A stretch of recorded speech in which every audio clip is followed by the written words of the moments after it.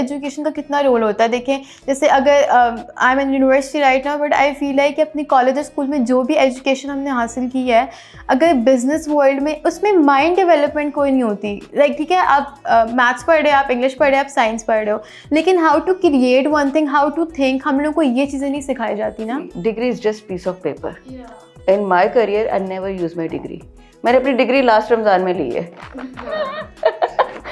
मुझे वो भी क्यों, मुझे किसी डॉक्यूमेंटेशन के लिए ज़रूरत थी, तो अदरवाइज डिग्री सिर्फ फीसें भरी और वो पेपर ले लिए। मेरे वो पेपर कभी काम नहीं आया। मेरे पे काम क्या आया, मेरी स्ट्रगल आई, मेरा हार्डवर्क आया, मेरी स्किल्स आई, एंड मैं आज तक उसको कैश कर रही हूँ। आपकी डिग्री आगे पीछे हो सकती है, आपकी स्किल्स कहीं नहीं जा सकती। आप स्टार्ट कर, आपके पास पैसे नहीं है। मेरी इस केस स्टडी में when I start my business 2018 में प्रॉपर एक्सॉल्ट जब स्टार्ट किया, I left my job in March and I start my agency in August. दरमियान में ये 3-4 महीने का टाइम था। I don't have any investment, I don't have any savings। 3 salaries channel के पास थी, जिसमें से 2 मिली, 1 खा गया, और I start with zero cost.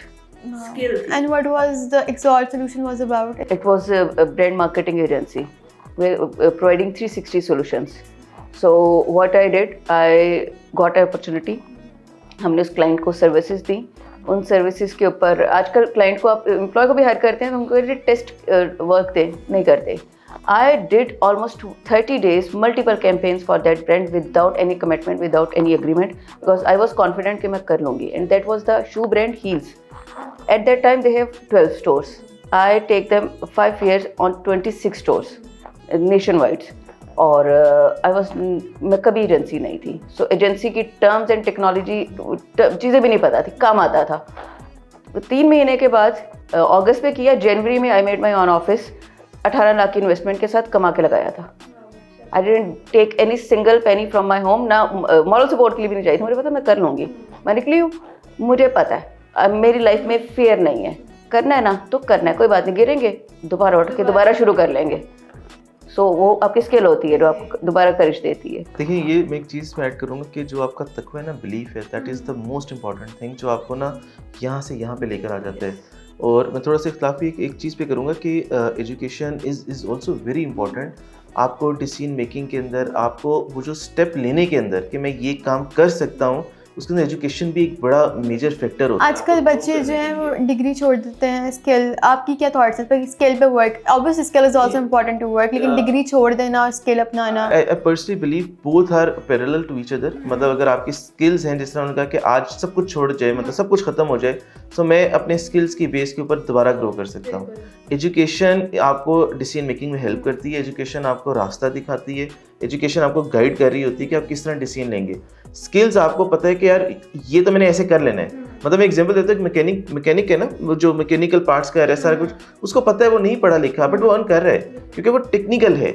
अगर वही मैकेनिक को अगर आप एजुकेशन भी दे देंगे, तो क्या पता वो नया ब्रांड लॉन्च कर दे, नई मर्सिडीज आ जाए, नई डिफरेंट चीज़ आ जाए। तो आपने एजुकेशन के साथ स्किल्स को ऐड किया तो वैल्यू एडेड हो गया आपके पास। That is the most important thing जो हमें अपने बच्चों को ग्रूम करने के लिए कहना चाहिए कि देखें, आप अपना एंटरप्रेन्योर। और एक और चीज़ है, जब आप जॉब करें ना 1 हिस्सा है, आप कारोबार करें 9 हिस्से हैं, तो हम लोग फोकस है 1 हिस्से के ऊपर और 9 हिस्से को छोड़ते हैं।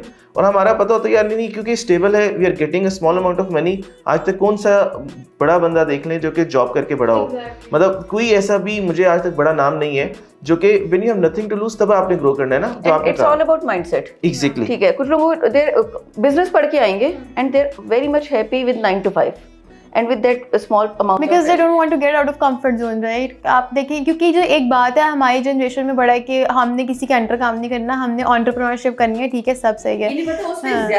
ज़्यादा प्रेशर है। और मैं चाहती हूँ कि आप हमारे यूथ को ये बात बताएं जो बहुत इंस्टेंट सोल्यूशंस चाहते हैं कि हमें फ़ौरन तरक्की मिल जाए, हम फ़ौरन, आपको क्या क्या सैक्रिफाइसेस करने पड़ते हैं already? 16 years I do work. I start in 2010 और इंस्टेंट मेरे में भी बहुत एटीट्यूड था। मुझे बहुत बुरा लगता था कोई मुझे ऑर्डर दे।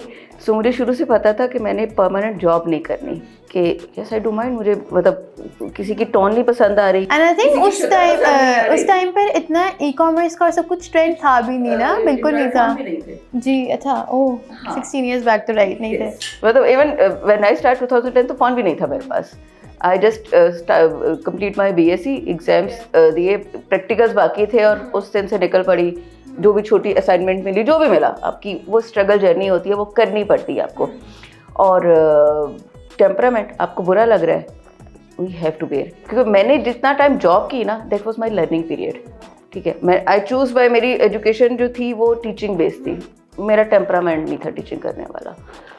मेरे फादर को लगता था that is safe job for the girls, शादी के बाद भी इजीली मैनेज, आप घर भी मैनेज कर सकते हैं।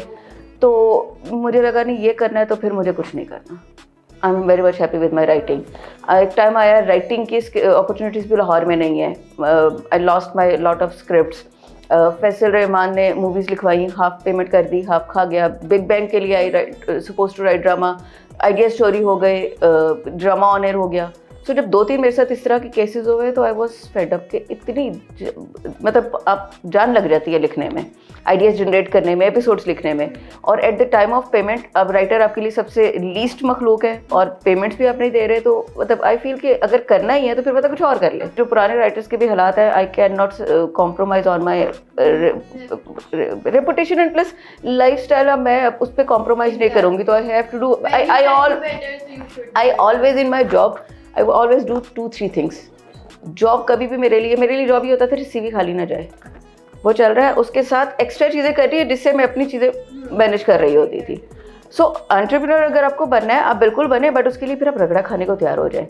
जो बंदा जॉब नहीं कर पा रहा, आप एंटरप्रेन्योर नहीं बन सकते। फिर हमारे यहाँ मैक्सिमम 80-90% स्टार्टअप फेलियर्स क्यों आ रहे होते हैं, वो यही रीजन है, पेशेंस नहीं है।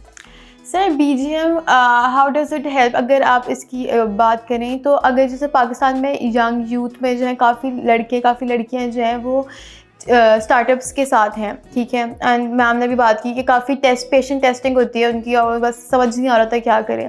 तो BGM उनको किस तरह प्रोवाइड करता है प्लेटफॉर्म और उनके लिए कितना हेल्पफुल होता है, और जब वो वहाँ से वापस आते हैं तो उनकी क्या जिम्मेदारी होती है?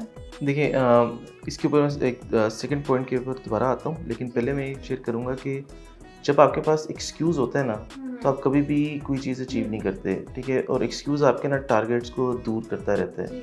हार्डवर्क आपका basically beat talent when talent doesn't work hard. तो hard work is the key to success. Consistency आपके पास है। आप जैसे एग्जांपल CA कहते थे होता नहीं, तो CA हुआ, मतलब इस is only very small number of people जो कि CA करते हैं। अच्छा, आपने कहा GPS के ऊपर कि GPS लोग कहते थे कि नहीं होगा, वो हुआ। हम लोगों ने कहा कि लोग कहते थे कि यार अगर आप फंडेड बाय नन है तो आप कैसे 80 लोगों को स्पॉन्सर करते हैं, तो हमने किया। वो एक ही सिर्फ रीज़न था कि आप impact towards community, towards society क्या कर रहे हैं। मतलब वहाँ पे आप स्टेटमेंट ऑफ पर्पस देंगे, आपने आज तक क्या काम किया, और जब आप वापस जाएंगे, अगर आपको फुली फंड मिला या पार्शियल फंड मिला, तो आप कितने जाके लोगों को सिखाएंगे, कितना जाके लोगों को आगे ग्रो करेंगे। अगर आप वो बिज़नेस के अंदर करें तो आप बिज़नेस कितने लोगों को करवाएंगे। स्टार्टअप्स देखिए, स्मॉल, हमने एक टर्की में इवेंट किया जिसमें हमने सीड फंडिंग दी, हमने $6,000 के करीब दिया। वो 3,000, 2,000, 1,000, that may be a small amount for us but a big amount for a startup. जैसे अभी इसने कहा कि मतलब मेरे पास नहीं पैसे थे, तो जिसको $3,000 मिल गए उसके लिए एक बड़ा अच्छा स्टार्टअप है। तो जैसे अगर मैं अपनी बात करूं, ठीक है, I am doing my own startup और आप मुझे एज ए डेलीगेट लेके जाते हैं, तो बेसिकली मुझे वहां जाकर अपना क्या रिप्रेजेंट। देखिए, मैं आपको सिंपल सी बात बताऊंगा, इट डिपेंड्स कि आप किस चीज़ के अंदर जा रही हैं। पीस के ऊपर जा रही हैं तो आपका करियर ओरिएंटेड पीस के ऊपर होगा, रेजिलियंस के ऊपर होगा। अगर आप बिजनेस के ऊपर जा रही हैं तो देखिए वहाँ पे आपके पास 100+ लोग बैठे हुए हैं। आप जाके सिर्फ 100 लोगों को अपना कार्ड दे देती है ना, तो आपको ये पता है कि मेरे 100 मुल्कों में अब कनेक्शन है। और आज तक अभी तक जो है कि नेटवर्क जो है ना आपकी, वो नेटवर्किंग जितनी भी आपकी बन रही है वो नेटवर्थ है इस वक्त। आपके पास जितने भी, अगर आपने 100 मुल्कों के अंदर अपना कनेक्शन दे दिया, तो यू नो कि कौन सी प्रोडक्ट, क्या चीज़ आपकी उस मुल्क में सस्ती है और वो क्या चीज़ चाहते हैं, और क्या आपके पास स्किल्स है कि आप उस मुल्क में दे सकते हैं। आपने यही ट्रांसफॉर्मेशन ऑफ इंफॉर्मेशन देना शुरू कर दी, so you will grow like much much much bigger. हमारा एक बच्चा है कीनिया के, मतलब कीनिया का लड़का था और साथ पेरू का, they went a hospital in different country. मतलब ये बिजनेस अपॉर्चुनिटी, आप जाएंगे और अपना स्टार्टअप का आइडिया उनके साथ शेयर करेंगी, सो आपको पता चलेगा कि कोई और बंदा भी बैठा होगा जो वेट कर रहा होगा कि यार मेरे पास ये स्टार्टअप का बिजनेस आए और मैं काम करके मिलके करूँ। और सिनर्जी है, जब 1+1 वो 2 नहीं होता, वो 11 बन जाता है। तो बहुत सारे लोग सिनर्जी ढूंढ रहे होते हैं, और हम क्या होते हैं कि हम कहते हैं कि मैं तरक्की ना करूँ अगला ना करे।